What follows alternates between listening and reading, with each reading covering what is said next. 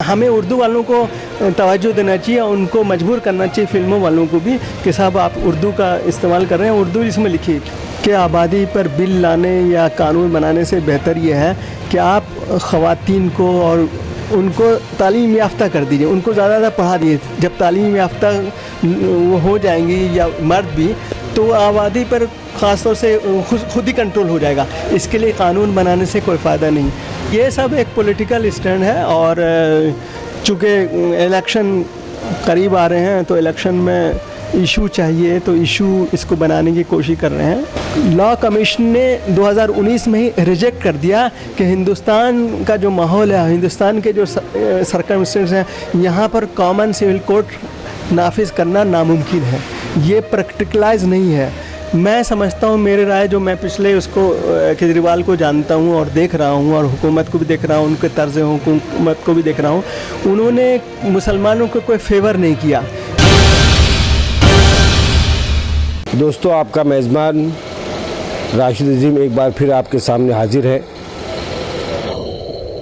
एक बहुत ही सहाफ़त की अहम शख्सियत के साथ, जिनका नाम है शमसुल हुदा साहब। शमसुल हुदा साहब जो है हिंदुस्तान के बहुत ही बड़े और मोतबर अखबार के साथ में जुड़े हुए हैं। जैसे कि मैं आपको बताऊं, मैं पढ़कर आपको सुनाना चाहूँगा, क्योंकि शमसुल हुदा साहब का तारुफ कोई मामूली नहीं है और मेरे बस की बात नहीं है कि मैं बिना देखे बिना पढ़े उनका तारुफ पेश कर सकूं। मैं आपको बताना चाहूँगा कि Shamsul Huda Sahab missile express group के एडिटर हैं, वहीं रोज़नामा पासबान के दिल्ली ब्यूरो चीफ हैं, Roznama Salar Bangalore, Urdu time Mumbai, Hindustan Mumbai, Aurangabad times, Gulbarga KBN times यानी गुलबर्गा ख्वाजा बंदे नवाज टाइम्स के साथ में जुड़े हुए हैं। और सबसे बड़ी बात, हिंदुस्तान के, भारत के, हमारे मुल्क के बहुत सारे प्रधानमंत्री के साथ में उन्होंने गैर मुल्की बैरूनी ममालिक का दौरा किया है, जिसमें बतौर ख़ास सबसे पहले UNA के गोल्डन जुबली के मौके पर शम साहब जो है नरसिम्हा राव के साथ में अमेरिका गए। उसके बाद में जितने भी वज़ीर आज़म हुए मुल्क के, कहीं ना कहीं शम साहब उन वज़ीर आज़म के साथ में बैरून मुल्क के दौरे पर हैं। आखिरी बार जो शम साहब ने दौरा किया अमेरिका का, वो थे अटल बिहारी वाजपेयी साहब, इस मुल्क के साबिक प्रधानमंत्री। और एक ख़ास बात मैं आपको और बताना चाहूँगा कि शमसुल हुदा साहब ने जो बुश वर्सेस अल गोर का जो इलेक्शन हुआ था अमेरिका में, उसको 10 रोज़ तक वहाँ रहकर उन्होंने कवर किया था। अमेरिका में इस इलेक्शन को शमसुल हुदा साहब ने कवर किया। और एक बहुत ही बड़ी बात, बहुत अहम बात, जिस राम मंदिर और बाबरी मस्जिद पर इस मुल्क की राजनीति टिकी हुई है, जहाँ पर राम मंदिर और बाबरी मस्जिद के नाम पर वोटों की तकसीम हो रही है, वोटों का बंटवारा हो रहा है, वोट मांगे जा रहे हैं, उस मौजू पर बहैसियत मुसन्निफ़ के शमसुल हुदा साहब ने एक किताब लिखी जिसका नाम था बाबरी मस्जिद के आंसू। वहीं शमसुल हुदा साहब एक माहनामा रिसाले के भी एडिटर हैं, जिसका नाम है आखिरी चट्टान। इतनी अहम शख्सियत उर्दू सहाफ़त की, जिनका तवील तजर्बा, बहुत गहराई के साथ में सियासत पर नज़र रखते हैं, मौजूदा हालात पर नज़र रखते हैं। मैं शमसुल हुदा साहब का आमना सामना मीडिया में आप सब की जानिब से इस्तकबाल करता हूँ। बहुत बहुत शुक्रिया जनाब राशिद साहब कि आपने हमें मौका दिया और मुंबई के लोगों से तारुफ करवाया। बहुत बहुत शुक्रिया सर जी, आप किसी तारुफ के मोहताज नहीं है क्या?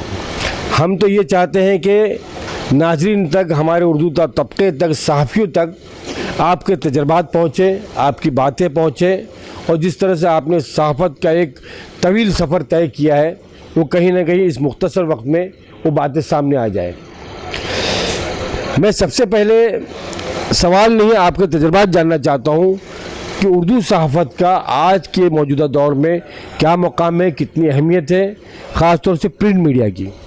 देखिए, उर्दू सहाफ़त की आज के दौर में नहीं, हमेशा में अहमियत रही है।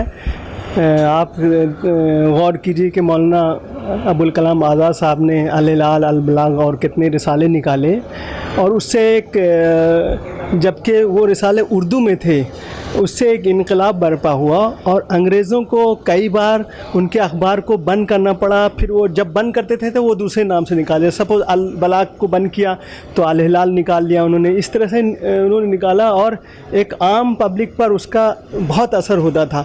तो आज के ज़माने में हमेशा से उर्दू सहाफ़त का आवाम पर, गवर्नमेंट पर और दुनिया के मुख्तलिफ़ मसाइल पर उसका असर होता है।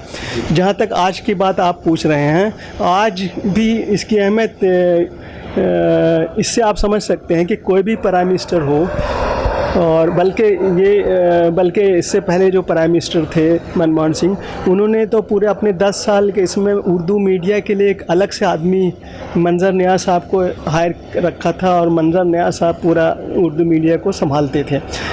आज के ज़माने में भी जबकि कोई अलग से वैसे पीआईबी का हर सेक्शन है, उर्दू सेक्शन भी है और अपना काम करता रहता है, मगर उनका काम ज़रा रिवायती है। लेकिन प्राइम मिनिस्टर का कुछ ख़ास इशू होता है तो वो उर्दू के इससे वालों को फ़ोन करते हैं, ख़ुद फ़ोन करते हैं, करवाते हैं, आदमी को लगवाते हैं। ख़ुद मुझे कई बार उन्होंने अपने ज़राए से और अपने लोगों से एक ख़ास मौके पर जब उनको सऊदी अरब से एक एजाज़ का और अवार्ड मिला था, उसकी वो चाहते थे कि उर्दू मीडिया में जो और मुसलमानों तक पहुँचे, मुझसे ख़ुद उन्होंने कांटेक्ट किया, रब्ता किया, और ये उन्होंने कहा कि सारे उर्दू अखबार में ये ख़बर फ्रंट पेज पे आनी चाहिए। और ऐसे वक्त में क्या, जबकि शाम के 4 बजे के बाद और संडे का दिन था, मैं भी बाहर था, लेकिन मैंने अपना सारा प्रोग्राम पोस्टपोन किया और उसको लगा और उर्दू के तमाम अखबारात में उनकी ख़बर जैसे वो चाहते थे लगवाई। तो और भी इशू रहते हैं, कोई भी सियासी पार्टी हो, सिर्फ चाहे वो कांग्रेस हो, बीजेपी हो, समाजवादी, बीएसपी हो, उर्दू मीडिया इसका ख़ास तौर से ख्याल रखते हैं, बुलाते हैं और अपने यहाँ आदमी रखते हैं कि कहाँ छपा, नहीं छपा। अगर जहाँ नहीं छपा तो उनके इससे रब्ता करते हैं कि भाई क्या नाराज़गी हमसे, अगर हमसे कोई गलती हुई तो आप माफ़ करें, हमें क्यों नेगलेक्ट कर रहे हैं, हमारा क्यों ब्लैक आउट कर रहे हैं। तो ऐसी बात है।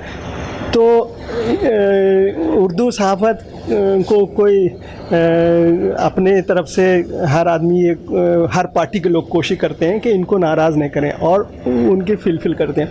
और जहाँ तक आज की बात है, आज उर्दू सहाफ़त की बहुत ज़्यादा तरक्की हो गई है। एक ज़माने में जबकि हाथ से किताबत होती थी, आज कंप्यूटर हो गया है और कंप्यूटर का अपना सॉफ्टवेयर है, और वो सॉफ्टवेयर इन पेज हिंदुस्तान के लोगों ने बनाया और एक गैर मुस्लिम गुप्ता जी ने बनाया। और पाकिस्तान के जितने अखबार, चाहे वो जंग हो, जितने हों, इन पेज पर ही वो इन पेज का इस्तेमाल करके अखबार तैयार करते हैं। गुप्ता जी नाम था? हाँ, गुप्ता जी नाम है उनका इन पेज का, और वो इन पेज उर्दू का सॉफ्टवेयर है। चाहे वो वर्ल्ड में, दुनिया में कहीं भी उर्दू, जैसे सऊदी अरब में उर्दू न्यूज़ निकल है, अमेरिका से 7-8 अखबार उर्दू के निकलते हैं वीकलीज़, सारे के सारे इन पेज यूज़ होता है वहाँ जो हमारा है, हिंदुस्तान का है। तो एक तो ये कि तरक्की हो गई दुनिया में जो अखबारात हैं डिफरेंट लैंग्वेज के, उर्दू उनके शाना बशाना है। चाहे वो कंप्यूटर में हो तो उसमें भी आगे है, सॉफ्टवेयर में उसमें आगे है, प्रिंटिंग में आज के सारे अखबार मल्टी कलर और ऑफसेट पर और वेब ऑफसेट पर छप रहे हैं। बड़े बड़े अखबार जो हमारे हैं, जैसे हैदराबाद में मुंसिफ हो गया, एतमाद हो गया, सियासत, ये 3 बड़े अखबार हैं। इनका सबका अपना एक मल्टी स्टोरी बिल्डिंग भी अपनी है और अपने प्रिंटिंग प्रेस भी बहुत अच्छे से, बेंगलोर में सालार हो गया, बॉम्बे टाइम्स, उर्दू टाइम्स हो गया, उर्दू न्यूज़ हो गया, हिंदुस्तान हो गया। इन सारे अपने जो राइज इस वक्त जितने इनकलाब भी है, इनकलाब तो है ही, इनकलाब 10 जगह से निकल रहा है, उसमें दिल्ली से नहीं, सहारा है। तो जितने भी अखबार हमारे उर्दू के हैं, और बहुत सारे अखबार हैं, लखनऊ से बहुत अखबार हैं, कलकत्ते से बहुत अखबार हैं, आज़ाद हिंद तो खैर अभी बंद हो गया है, अखबार मशीक है वहाँ, अक्कास है, और कई अखबार हैं। जो पार्टी हुकूमत में रहती है आज़ाद वहाँ के उर्दू उसको वो अपने चाहते हैं कि हमारे साथ रहें। चंचा वहाँ की पार्टी ममता बनर्जी ने, तृणमूल कांग्रेस ने इन हमारे अखबार मशीक के एडिटर को राज्यसभा का मेंबर बनाया, न सिर्फ एक बार बल्कि दूसरी बार भी उनको रिपीट किया।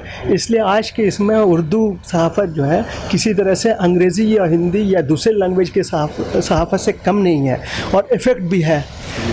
अगर आज की मौजूदा जो पार्लियामेंट है, जहाँ पर आप पार्लियामेंट को भी कवर करते हैं, पार्लियामेंट की न्यूज़ कवर करते हैं, तो हम ये जानना चाहते हैं, हमारे नाज़रीन भी, कि पार्लियामेंट में उर्दू अखबारात को अहमियत दी जाती है, उसकी रिपोर्ट जो है पीएम तक पहुँचती है क्या, उसके चाहे वो मस्बत असरात हों या मनफी असरात हों उसके? देखिए, पार्लियामेंट का लोकसभा राज्यसभा दोनों में जो है उर्दू सहाफ़ी हैं और मैं खुद पहले मैं लोकसभा की एक मीडिया एडवाइज़री कमेटी 23 लोगों की होती है, मैं मेंबर रहा हूं कई बार। राज्यसभा की मीडिया एडवाइज़री कमेटी 11 लोगों की होती है, मैं मेंबर के साथ ज्वाइंट सेक्रेटरी रहा हूं। अभी तो खैर कोरोना की वजह से सब जो है इफ़ेक्ट उसका कुछ नहीं हो रहा है, लेकिन वहाँ भी उर्दू अखबारात को बहुत अहमियत दी जाती है। स्पीकर का या चेयरमैन राज्यसभा जो वाइस प्रेसिडेंट ऑफ इंडिया होते हैं, उनका कोई प्रोग्राम होता है तो वो प्रेस रिलीज़ भेजते हैं, फ़ोटो भेजते हैं और हमें फ़ोन करके स्पेशली एक आदमी को ला के हर उर्दू अखबार में कि साहब ये आपको भेजा है, आप इसको लगाइए। और फिर वो जब हम लगाते हैं तो दूसरे सुबह में अखबार की कटिंग स्पीकर का और वाइस प्रेसिडेंट में पेश की जाती है और उस पर हम जो लिखते हैं उस पर अगर कुछ हमने मुतालबा किया, कुछ ये उस पर एक्शन होता है। और गवर्नमेंट ऑफ इंडिया का शुरू से PIB प्रेस इंफॉर्मेशन ब्यूरो है, जहाँ पर उर्दू, हिंदी, इंग्लिश और रीजनल पेपर के अलग अलग शोबे हैं। उर्दू शोबा तो इतना इफ़ेक्टिव है कि पूरे हिंदुस्तान में जहाँ जहाँ हर स्टेट के हेडक्वार्टर, जैसे आपके महाराष्ट्र मुंबई में, कलकत्ता में हो गया, बंगाल का बेंगलोर में, हैदराबाद में, सब जगह PIB के जो है प्रेस इंफॉर्मेशन ब्यूरो के वहाँ पर ब्रांच ऑफिसेज़ हैं।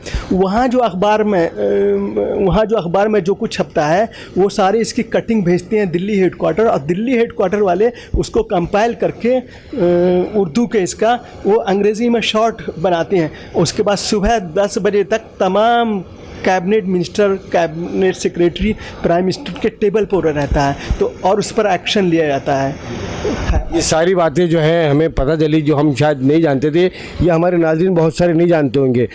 शमसुल हुदा साहब, ये बताइए कि उर्दू जो है ख़ास तौर से आज हमारे मुस्लिम घरानों से जो है वो कम होती चली जा रही है, लोग अंग्रेज़ी की तरफ भाग रहे हैं, तो आप क्या कहना चाहेंगे कि उर्दू की कितनी ज़रूरत है आज हमारे माशरे में? मैं उसको इस तरह से आंकता हूँ या इस तरह से देखता हूँ, मेरे वालिद मोहतरम ताजदार ताज रहमतुल्लाह अलैह का एक शेर है कि उन्होंने कहा था कि प्यार की खुशबू, गज़ल का रंग, लहजे की मिठास, घर में क्या रह जाएगा उर्दू अगर जाती रही। आप इसको किस अंदाज में सोचते हैं? देखिए, आप सही फरमा रहे हैं। इस वक्त जो है इस पर मैं पिछले 20 साल से और ख़ास तौर से जिस वक्त से इंग्लिश मीडियम का रिवाज हमारे यहाँ चला है, हमारे उर्दू वाले भी खुद हमारे बच्चे इंग्लिश मीडियम में पढ़े हुए हैं, लेकिन हम जैसे लोग तो घर में शुरू में और मसाजिद में भेज के, मदरसों में भेज के शुरुआत में उर्दू पढ़ाए हैं, लेकिन बहुत सारे ऐसे लोग हैं जो इस पर ध्यान नहीं दे रहे हैं। उनको तवज्जो देनी चाहिए और ट्यूटर रख के जिस तरह हम मैथ के लिए, साइंस के लिए, डिफरेंट सब्जेक्ट के लिए ट्यूटर रखते हैं, वैसे रखना चाहिए ये। क्योंकि उर्दू अगर उर्दू समझिए हमारे लिए एक हमारे लिए तो ओढ़ना बिछोना है ही, लेकिन जो वैसे तो उर्दू मुसलमानों की ज़ुबान नहीं है, लेकिन अमली तौर पर लोग ये मान के चलते हैं कि ये मुसलमानों की ज़ुबान है। इसलिए वो, जैसा मैंने अभी बताया कि कोई भी पार्टी के लोग या हुकूमत के लोग वो ये चाहते हैं कि ये उर्दू मीडिया में ज़रूर छपे या उर्दू चैनल है तो उसमें ज़रूर आए, तो उर्दू की अहमियत ख़त्म नहीं हुई। अल्हम्दुलिल्लाह उर्दू तो बढ़ रही है, किताबें भी आप देखिए किस रफ्तार से छप रही हैं। अलबत्ता क़ारीन कम हो रहे हैं, इसमें कोई शक नहीं है। उस पर उर्दू वालों को सोचना चाहिए और सोचने से तारीख़ का और इस्लामी सरमाया भी बहुत सारा जो है उर्दू में मौजूद है। सारा आलमोस्ट इस्लामी जो सरमाया जैसा आप बता रहे हैं बिल्कुल उर्दू ही में है। और इसलिए उसको वैसे काफ़ी तादाद में कुछ जमातें हैं जैसे जमात इस्लामी और दूसरे लोग उसको हिंदी में और दूसरे लैंग्वेज में उन्होंने ट्रांसफ़र किया है, लेकिन अभी भी काफ़ी जो मकदार है कोई रिसर्च का मवाद जो है वो उर्दू में ही ज़्यादातर रहता है। तो इसलिए हमें सिर्फ गौर फिक्र नहीं बल्कि अमली तौर पर ये करना चाहिए कि हम अपने बच्चों को उर्दू की तालीम ज़रूर दें। बहुत बहुत शुक्रिया शमसुल हुदा साहब। जैसे कि आपने कहा कि उर्दू की अहमियत आज भी है सियासी सतह पर, पार्लियामेंट में, असम्बली की और ईवानों में, दूसरे जो हमारे जो ईवान है वहाँ पर उर्दू को बाकायदा अहमियत दी जाती है। लेकिन हम ये देखते हैं आपने दौरान गुफ्तगू ये भी कहा कि यकीनन क़ारीन कम हो रहे हैं। एक अखबार को तकरीबन 20 लोग 25 लोग हमारे उर्दू पढ़ते हैं और उर्दू अखबार को पढ़ते हैं, तो उर्दू अखबारात को ख़रीदने और रिसालों को ख़रीदने का रिवाज भी बहुत कम होता चले जा रहा है, जिससे काफ़ी नुकसान उर्दू को भी हो रहा है और अखबारात को भी हो रहा है। इस पर क्या कहना चाहिए? नहीं, देखिए हम सबसे अहम बात यह है कि उर्दू के क़ारीन कम हो रहे हैं, लेकिन अल्हम्दुलिल्लाह हमारे जो मदारिस हैं वो उर्दू को ज़िंदा रखे हुए हैं और जो हमारी फ़िल्में हैं वो अमली तौर पर तो उर्दू को ज़िंदा रखे हैं, लेकिन वो अपने स्क्रिप्ट में और अपने इसमें उर्दू का नाम नहीं लेते, हिंदी है पर वो, और कोई भी फिल्म या कोई गाने बगैर उर्दू के इससे कामयाबी हासिल ही नहीं कर सकती है। इसको भी हमें उर्दू वालों को तवज्जो देना चाहिए, उनको मजबूर करना चाहिए फिल्मों वालों को भी कि साहब आप उर्दू का इस्तेमाल कर रहे हैं, उर्दू इसमें लिखिए, क्यों हिंदी क्यों लिखते हैं। और जैसा कि हमने बताया कि मदारिस चूँकि मदारिस का भी पूरे हिंदुस्तान में जाल बिछा हुआ है और अल्हम्दुलिल्लाह पूरी आबादी का 4% जो है वो बच्चे मदारिस में पढ़ते हैं। तो इन 4% का 100% लोग उर्दू पढ़ते हैं और आप 25 करोड़ का 4% लगा दिए तो कमी नहीं है, लेकिन फिर भी मैं कमी इसमें मानूंगा कि आम जो हमारे माइनॉरिटी के लोग हैं, अक़लियत के लोग हैं, वो आम तौर से उर्दू को अपने बच्चों को नहीं पढ़ा रहे हैं और ज़रूरत है पढ़ाने की। मगर अभी मैं कुछ देख रहा हूँ कि अभी कुछ बेदारी आ रही है, पिछले साल 1.5 साल 2 साल से बेदारी आ रही है, लोग पढ़ा रहे हैं, तो अच्छा चल रहा है। संग भाई, बहुत सारी बातें हैं, बहुत सारे सवाल हैं और हम चाहते हैं कि वो सारे तजर्बात, वो सारी बातें हमारे नाज़रीन तक पहुँचे, उर्दू तबके तक पहुँचे। यकीनन बहुत दिलचस्पी से लोग आपकी इस बात को सुनेंगे और देखेंगे। मैं उस मौजू पे आ रहा हूँ, जैसे कि मैंने आपके जो तारुफ पेश करने के वक्त मैंने कहा था कि आपने बाबरी मस्जिद के आंसू एक किताब को लिखा और इसको काफ़ी मकबूलियत भी हासिल हुई। तो इस मुतनाज़ा मौजू को मतलब उस पर काम करने की ज़रूरत क्यों पेश आ गई? बाबरी मस्जिद के आंसू, ये तो बहुत ही मुतनाज़ा मौजू था। ये देखिए वो मौजू तो था, लेकिन जो हादसा पेश आया और ये जो बाबरी मस्जिद के आंसू हैं, ये बाबरी मस्जिद का आंसू बाबरी मस्जिद के सानिया से पहले लिखा, जब मुलायम सिंह चीफ मिनिस्टर थे, उनके ज़माने में जो अटैक हुआ था और उन्होंने बचा लिया था, उस वक्त मैंने ये किताब लिखी थी। और ये किताब चूँकि मौजू उस वक्त बाबरी मस्जिद का बहुत गर्म था और किताब का भी नाम भी बहुत अट्रैक्टिव था, तो पहले शुरू में हमने ये किताब 5000 छापी, बाद में 10,000 करके 5 बार और छापी। और यही नहीं, कुछ ऐसे लोग हैं दिल्ली में जो नकलची लोग हैं, वो कोई भी चीज़ मकबूल होती है तो उसको वो अपना लेते हैं। हमारी किताब के भी कई लोग जिनका मैं नाम जानता हूँ, बताऊँगा नहीं, सब कुछ ये नहीं कि उन्होंने अपने नाम से करें, सब कुछ वही रहा, लेकिन मार्केट के हिसाब से। और वो किताब मेरी 110 पेज की किताब थी और वो किताब मैंने उसकी कीमत सिर्फ 10 रुपये रखी थी। और किताब का मैं चूँकि ख़ुद छापता हूँ, तो वो किताब मेरी जो है डिस्ट्रीब्यूशन कुतुब खाने वगैरह में नहीं, वहाँ तो गई ही, जो मेरा मार्केटिंग का था, जैसे बॉम्बे में आपके जो बड़े बड़े डिस्ट्रीब्यूटर हैं अखबार के, मैगज़ीन के, उनके ज़रिए मैंने सप्लाई किया था, उनको 50% यानी 5 रुपये में दिया था मैंने उनको 10 रुपये किताब। और मुझे, मैं आपको ईमानदारी से बताऊँ, 3 रुपये का मुझे वो किताब पड़ी थी, 2 रुपये मुझे भी फ़ायदा हो गया था। तो इस तरह से मैं मार्केटिंग का, मेरे और भी किताबें हैं, तो मैं कम पेज और कम कीमत, सारी किताब मैं 10 रुपये की रखता था, ये उस वक्त है। और मैं 50% उनको दे देता, क्योंकि सब कुछ छापता था मैं, मुझे इसमें तजुर्बा था, तो मुझे बहुत अच्छा सर्कुलेशन इसका हो जाता था।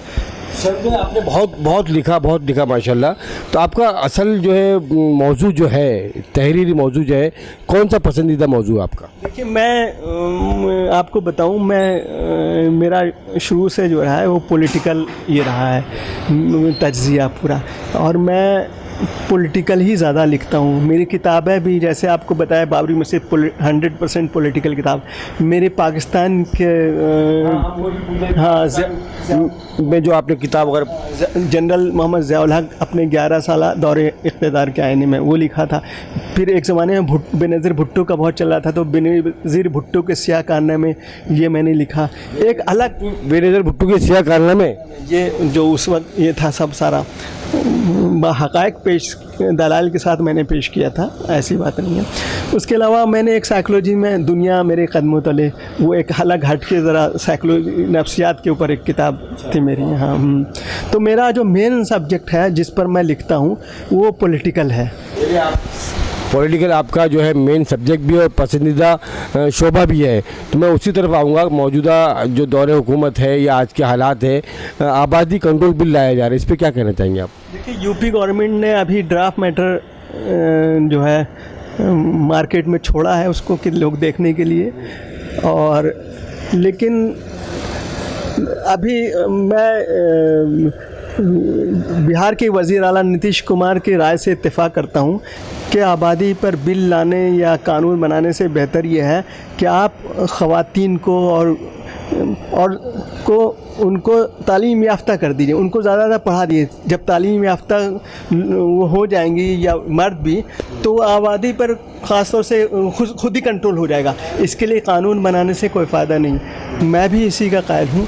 दूसरी बात यह है कि अभी आप अगर गौर करें तो आबादी का अभी ज़्यादा, अभी आज के 20 साल के अंदर का मैं बता रहा हूँ, लोगों ने ख़ुद पढ़े लिखे, ख़ास तौर से अभी जो तालीम का माहौल भी आ गया है। तालीम हर फ़िरक़े में, चाहे वो मुस्लिम हो गैर मुस्लिम में, तालीम का रिवाज बढ़ गया। तालीम याफ्ता लोग हो रहे हैं। तो तालीम याफ्ता होने के बाद ख़ुद ही 1-2 बच्चे से ज़्यादा किसी में नहीं हो रहे हैं, अगर आप सर्वे करें तो ये बिल लाने से कोई फ़ायदा नहीं है और लोग उसे एक्सेप्ट नहीं करेंगे। आपको लगता नहीं कि ये तो हुकूमत खुद जानती है कि आबादी पे कोई इतना बहुत ज़्यादा हंगामा है नहीं, लेकिन ये ख़ास मखसूस जमात या मखसूस तबका जो है मुसलमानों की आबादी का नाम लेकर के बाद मुसलमानों की आबादी बढ़ जाएगी, हिंदुओं को डराना चाहता है, ऐसा लगता है?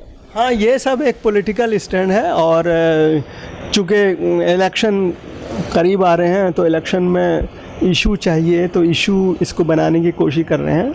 अब ये इशू बनता है कि नहीं बनता, वक्त बताएगा। लेकिन ये आबादी का, अब चाइना को देख लीजिए। चाइना ने शुरू में उन्होंने 1 बच्चे का ये किया, बाद में 2 किया, अभी 3 कर दिया। वहाँ पर हाल ये हो गया है कि 65-70 साल उम्र वाले की आबादी ज़्यादा है, और जैसे हिंदुस्तान में 65% यूथ हैं हमारे हिंदुस्तान में, वहाँ 65% एजेड हैं। तो आबादी वहाँ कम हो गया। अब तो वहाँ पर इनाम इकराम देना शुरू कर दिया कि आबादी बढ़ाइए। हाँ, बच्चे, हाँ, उनको। तो इसलिए ये फार्मूला जो है ना वर्ल्ड में फेल हो गया है, और हिंदुस्तान में भी ये चलेगा नहीं। आम पब्लिक भी इसे पसंद नहीं करती, क्योंकि प्रैक्टिकली कर ही दिया, इसलिए किसी को परवाह नहीं है कि बिल लाना और ले आओ। अब जो इनके खुद ही जो बिल जिन्होंने पेश करने वाले हैं, जो है उनके खुद 4 बच्चे हैं, या जितने इनके MP MLAs हैं उनमें से मोर देन 60% जो है वो 4-5 बच्चे हैं उनके, ऐसा। तो ये तो उन्हीं को खा जाएगा। हाँ, तो ये प्रैक्टिकल लाइज नहीं है, इसलिए। और एक नया शोशा या मंसूबा कहिए, कॉमन सिविल कोड का जो मंसूबा है या शोशा है, उस पर आप क्या कहना चाहेंगे? देखिए, बीजेपी का जो है एक ज़माने से, आज ही नहीं, पिछले जब से बीजेपी का है, उनके हमेशा 2-3 इशू जो कंट्रोवर्शियल रहते थे, उसमें से एक कॉमन सिविल कोड का है। और जब ये 2014 में मोदी आए, उनकी गवर्नमेंट आई, तो 2019 में उन्होंने लॉ कमीशन को इसके ऊपर एक कमेटी बनाई। लॉ कमीशन, गवर्नमेंट ने लॉ कमीशन को कहा कि उसके ऊपर एक मसवदा तैयार करके दें common civil code. Law commission ने 2019 में ही रिजेक्ट कर दिया कि हिंदुस्तान का जो माहौल है, हिंदुस्तान के जो सर्कमस्टेंस हैं, यहाँ पर कॉमन सिविल कोड नाफिज करना नामुमकिन है, ये प्रैक्टिकलाइज नहीं है। इसलिए गवर्नमेंट के इसमें कोई प्लान नहीं है लाने। लोग बीजेपी के लोग या दूसरे पॉलिटिकल जिनको फ़ायदा है वो शोषा छोड़ते रहते हैं, गवर्नमेंट इसको नहीं ला सकती है। ये बाकायदा लॉ कमीशन का मैं आपको बहुत ज़िम्मेदारी के साथ बता रहा हूँ कि ये जो है गवर्नमेंट को और सुप्रीम कोर्ट को इन्होंने बाकायदा एक रिपोर्ट पेश कर दिया है। इसलिए हमें डरने की, किसी को डरने की ज़रूरत नहीं है इसमें। और सिर्फ हमारा मसला नहीं है, ये हमारा मसला भी नहीं है, सही बात है बिल्कुल।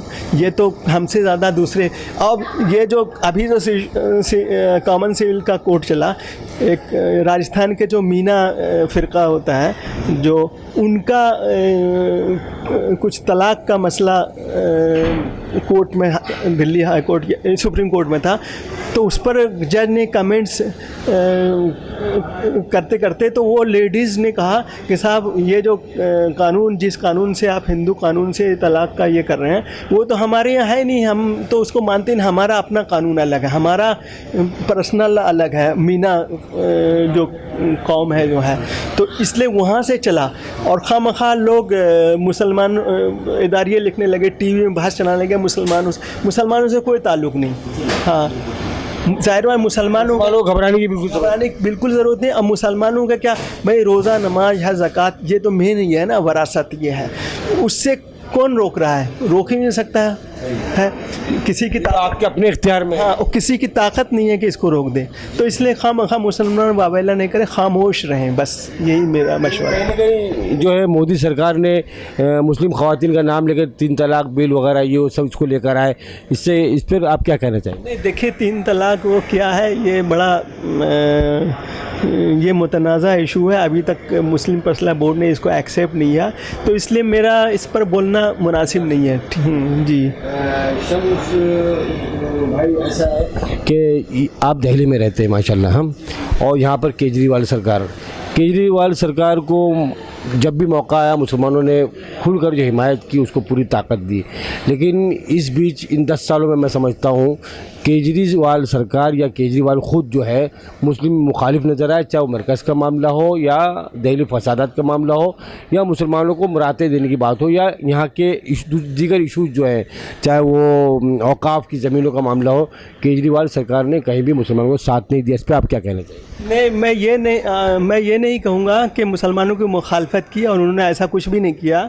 मैं समझता हूँ, मेरे राय जो मैं पिछले उसको केजरीवाल को जानता हूँ और देख रहा हूँ और हुकूमत को भी देख रहा हूँ, उनके तर्ज़ हुकूमत को भी देख रहा हूँ, उन्होंने मुसलमानों को कोई फेवर नहीं किया और बिल्कुल न्यूट्रल रहे, ठीक है। और जहाँ तक मुसलमानों का के जो इश्यूज़ हैं उस पर उन्होंने कुछ ज़ुबान खोला ही नहीं कभी, इसलिए ये और वो ये चाह रहे, मतलब वो इसलिए इस वजह से नहीं किया ताकि जो इनके गैर मुस्लिम वोट हैं वो उनको ये नहीं समझ लें कांग्रेस की तरह जो कांग्रेस मुँह भराई करती थी, ये हालांकि कुछ कांग्रेस ने प्रैक्टिकल कुछ नहीं किया, सिर्फ लफवाजी किया, तो वो नहीं चाह रहे हैं ऐसा मेरे ख़्याल से, इसलिए बहुत मुहतात अंदाज में। और जहाँ तक जो मुस्लिम इसका है, जैसे हज कमेटी है, उर्दू एकेडमी है, माइनॉरिटी कमीशन है इसके इस पर जो जिम्मेदारियां हैं उनके इसमें वो अदा कर रहे हैं, और जो उनका बजट वगैरह है वो भी सब दे रहे हैं। बाकी इसके और बाकी औकाफ़ का, जहां आपने पूछा, औकाफ़ के जो चेयरमैन है या औकाफ़ कमेटी है उनको करना है ना। अब गवर्नमेंट के सामने आए चीज़ की ये करना नहीं करे, ऐसा कुछ मेरे सामने अब तक आया नहीं है, तो इसलिए मैं नहीं कर सकता हूँ। अब अभी जो कमेटी है वो पहले की बनिस्बत, औकाफ़ की जो कमेटी है वक्फ बोर्ड की, पहले के बनिस्बत अच्छे लोग हैं, बेहतर लोग हैं और थोड़ा काम करने का उनका जज्बा है, वो काम भी कर रहे हैं वो। बाकी ये है कि जैसे फुल फ्लेज काम करना चाहिए, और चूँकि पॉलिटिकली भी बिज़ी भी रहते हैं। सिर्फ यही एक मसला नहीं है, उनको अपनी पॉलिटिक्स भी करनी है, अपने आप को आगे के लिए तैयार भी करना है, अपने वोट बैंक को भी मजबूत करना है। तो बहुत सारी चीज़ें हैं उनको। मुसलमानों के इशू को हाथ लगाने से डरते हैं, कहीं कांग्रेस की तरह मेरा हशर ना हो जाए। हाँ, यही वजह है। इसलिए खुल करके कोई, अलबत्ता मुस्लिम इसका कोई डेलीगेशन, कोई वफ़द जाता है, कुछ ये करता है, तो उनके साथ अच्छे से मिलते हैं और कमिटमेंट करते हैं, और जो कुछ होता है मुझे मालूम हुआ है कि वो करते भी हैं। शम्स भाई, मेरा ये आखिरी सवाल होगा आपसे, और मैं ये जानना चाह रहा हूँ कि जिस तरह से कौमी जो हमारा मीडिया है, या जिसे हम गोदी मीडिया कहते हैं, आज जो है हमारा इलेक्ट्रॉनिक चैनल यानी कि यूट्यूब चैनल हो गए, इस तरह के बहुत सारे चैनल है, न्यूज़ पोर्टल है, इसके ज़रिए लोगों तक बात पहुंच रही है और सच्चाई सामने आ रही है, तो इसको आप कितनी बड़ी ताकत मानते हैं? नहीं, देखिए, इलेक्ट्रॉनिक मीडिया का इस वक्त जो है, इलेक्ट्रॉनिक मीडिया का अक्सर ने अपना एतमाद खो दिया है। लोग मतलब वन साइडेड सारी बातें करते हैं, जो इलेक्ट्रॉनिक मीडिया अक्सरियत, एक दो चैनल छोड़ करके, तो इसलिए आम पब्लिक जो है इस पर ज़्यादा ध्यान भी नहीं दे रही है। अलबत्ता अभी जो सोशल मीडिया पर सब चल रहा है वो बहुत कामयाब है, हत्ता कि सोशल मीडिया से गवर्नमेंट भी डर गई है, और गवर्नमेंट में ये सोच रही है, प्लानिंग चल रहा है कि इसको कैसे कंट्रोल किया जाए, क्योंकि इलेक्ट्रॉनिक मीडिया को, प्रिंट मीडिया को सब पर उन्होंने कंट्रोल कर लिया। इस पर गौर फिक्र कर रहे हैं कि कैसे किया जाए।